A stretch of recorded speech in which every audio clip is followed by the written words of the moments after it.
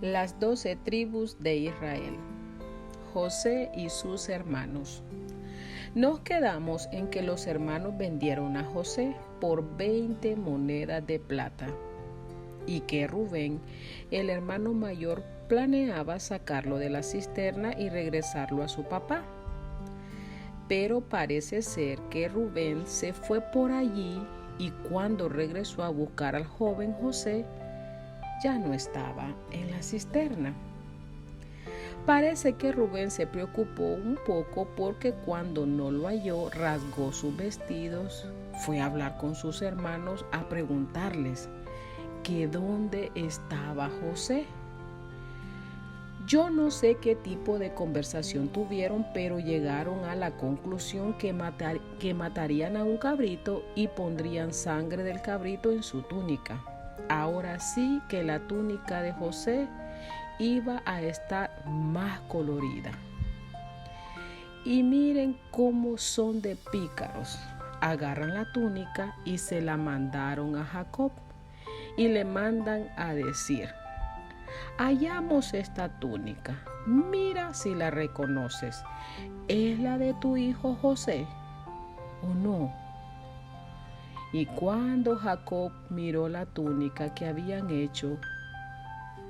él había hecho con tanto amor para su amado hijo, dijo: seguro algún animal salvaje lo devoró. Jacob rasgó sus vestidos y hizo duelo por José. Él estaba tan triste que todos sus hijos trataban de consolarlo, pero no podían. Él dijo: guardaré luto por mi hijo hasta que muera. Yo me pregunto cómo se sentirían estos hombres al ver sufriendo a su papá por la aparente muerte de su hijo. En algún momento habrán sentido algún tipo de remordimiento o arrepentimiento de lo que hicieron. Quizás lo descubramos más adelante. Mientras todo esto sucedía en la casa de Jacob, el pobre José estaba siendo llevado a Egipto como un objeto que venderían los ismaelitas para sacar algún tipo de ganancia. ¿Usted se ha puesto a pensar qué pasaría por la cabeza de José, que apenas era un muchacho, que estuvo a punto de perder la vida en manos de sus hermanos y ahora está siendo llevado para Egipto como una mercancía? Yo me imagino que José lloró todo el camino.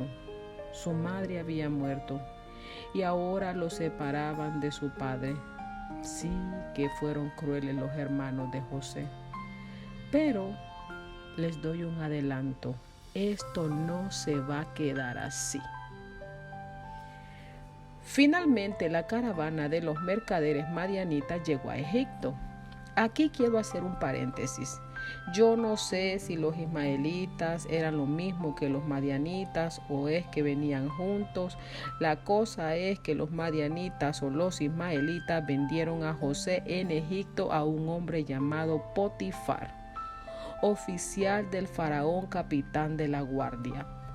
Por lo que yo veo, no fue un hombre cualquiera el que compró a José, era un hombre importante en el gobierno de Egipto.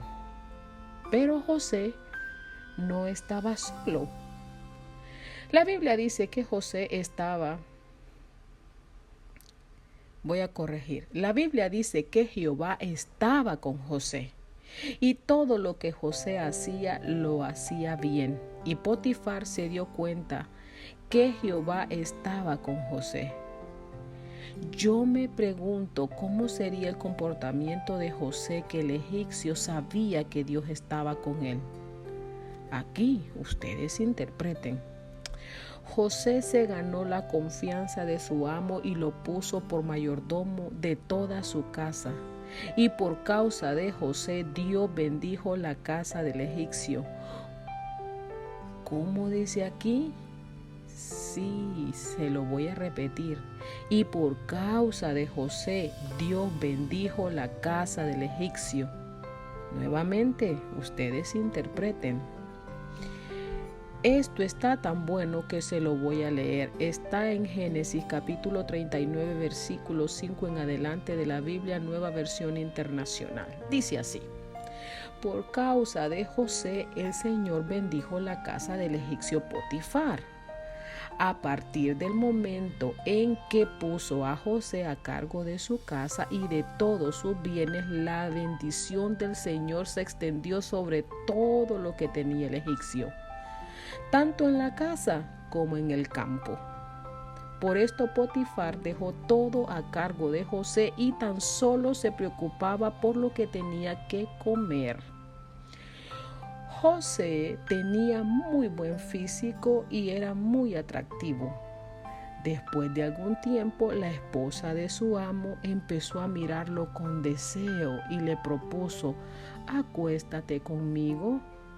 Pero José no quiso saber nada, sino que contestó: mire, señora, mi amo ya no tiene que preocuparse de nada en la casa, porque todo me lo ha confiado a mí. En esta casa no hay nadie más importante que yo. Mi patrón no me ha negado nada excepto usted, que es su esposa. ¿Cómo podría yo cometer tal maldad y pecar así contra Dios? Y por más que ella lo acosaba día tras día para que se acostara con ella y le hiciera compañía, José se mantuvo firme en su rechazo.